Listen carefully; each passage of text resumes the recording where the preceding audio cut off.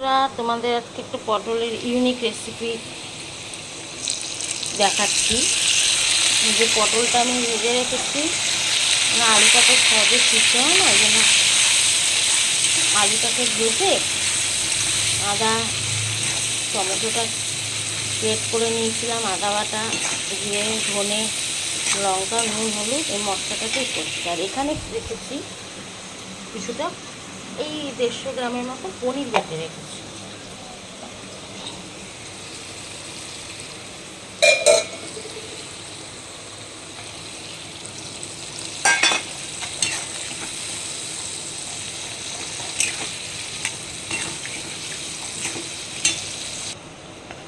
তেলটা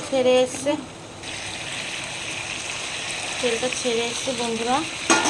আলুটা সিদ্ধ যেহেতু সময় লাগে সিদ্ধ হতে, না আলুটা দিয়ে মশলাটা কষিয়ে তেলটা ছেড়ে এসছে।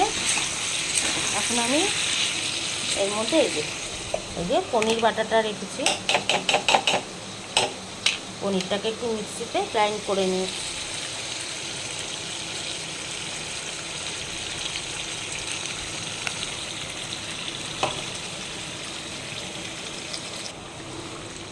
এই যে পনিরটা যে একদম মিক্সিতে করে নিয়েছিলাম,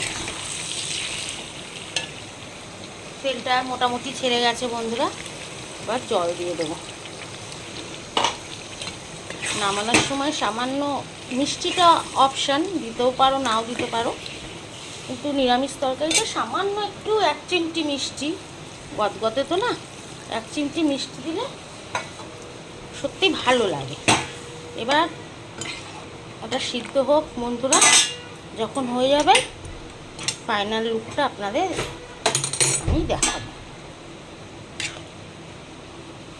আদা জিরে বাটা দিয়ে শুধু নিরামিষ ভালো লাগে না, মাঝে মাঝে একটু সত্যি ইউনিক কিছু করলে ভালোও লাগে খেতে, বিশেষ করে নিরামিষের দিন।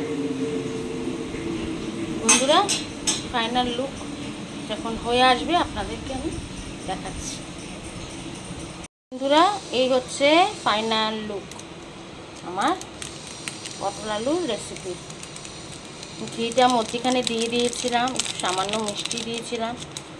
এবার আপনারা যদি মনে করেন মিষ্টি খাবেন না,